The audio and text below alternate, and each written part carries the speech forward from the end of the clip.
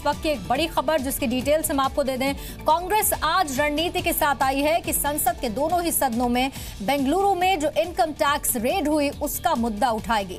Income tax विभाग ने बेंगलुरु में उस एगिल्टन गोल्फ रिसोर्ट में छापा मारा है जिसमें गुजरात कांग्रेस के 44 विधायक ठहरे हुए हैं और कांग्रेस का यह आरोप है कि सरकार ये सब कुछ साजिश के तहत कर रही है, जबकि सरकार ने साफ कर दिया कि इनकम टैक्स विभाग की कार्रवाई भ्रष्टाचार के खिलाफ सबूतों के साथ है।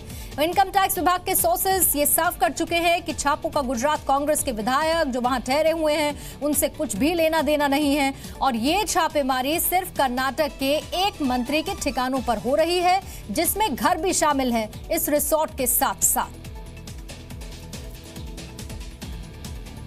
और इस पर और ज्यादा डिटेल्स मेरे सहयोगी रवि त्रिपाठी दे रहे हैं। रवि, आईटी की ये रेड कांग्रेस के लिए मुद्दा क्यों है? देखिए, साफ है कि गुजरात जो राज्यसभा चुनाव है उसमें अहमद पटेल जो कहता है कांग्रेस के रणनीतिकार फंस रहे हैं इस मामले पे, उनके पूरी दाव फंसी हुई है, उनके पूरा कैरियर फंस सकता है इस मामले पे, क्योंकि राज्यसभा चुनाव में जितनी सीटें चाहिए, जितने वोट चाहिए, उसमें मैक्सिमम वोट जो है लेकर कांग्रेस अपने कर्नाटका ले गई है। गुजरात में उनको डर था कि गुजरात में उनके एक एक करके विधायक टूट रहे थे, कुछ बीजेपी में शामिल हुए, कुछ ने इस्तीफा दिया।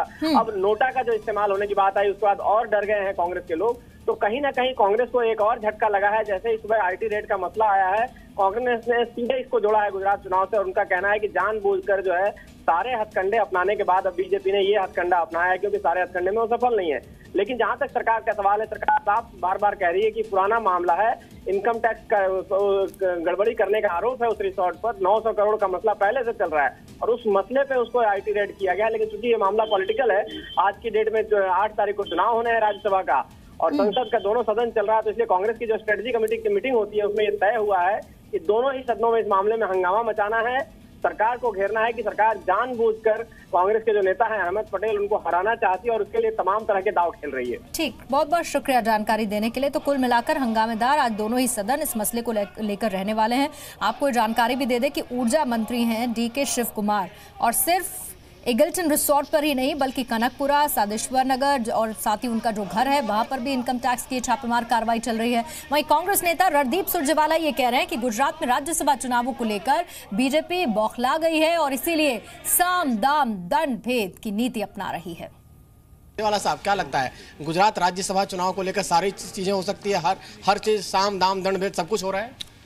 भारतीय जनता पार्टी कितने भी ओछे हथकंडे अपना ले, भाजपा की सरकारें कितना भी षड्यंत्र कर लें, वो गुजरात में अल्पमत को बहुमत में नहीं बदल पाएंगे। हर तरह के सामदंड और भेद का दुरुपयोग किया गया, हर प्रकार से विधायकों को खरीदने की साजिश की गई, हर प्रकार से विधायकों को डराकर उनका इस्तीफा लेने का षड्यंत्र किया गया, पर वो नाकामयाब हुए। आईटी रेड भी उसी का है मामला? बिल्कुल। और अब जब सब कुछ फेल हो गया तो एक बुखलाई और झुंझलाई भारतीय जनता पार्टी अब इनकम टैक्स की रेड्स का सहारा ले अल्पमत को बहुमत में बदलने का दुस्साहस कर रही है। वो ये जान लें कि कांग्रेस और उसके विधायक ना डरेंगे, ना दबेंगे, ना झुकेंगे। गुजरात की जनता के आशीर्वाद से और विधायकों के बहुमत से कांग्रेस राज्यसभा चुनाव जीतेगी और श्री अहमद पटेल चुनकर जाएंगे। लेकिन बीजेपी आरोप लगा रही है कि आप लोग डरे हुए हैं इसलिए आप लोग विधायकों को ले जाकर बेंगलोर में रख रहे हैं और इतना पैसा खर्च कर रहे हैं। क्या भाजपा बताएगी कि ये सही नहीं है कि विधायक सामने आए और उन्होंने कहा कि 10-15 करोड़ रुपए की रिश्वत का ऑफर सरकारी अधिकारियों के माध्यम से उन्हें दिया गया, विधायकों को उठाकर ले जाया गया, उनसे जबरन इस्तीफा लिया जा रहा है? क्या ये प्रजातंत्र का गला घोटना नहीं, ये उसकी हत्या नहीं?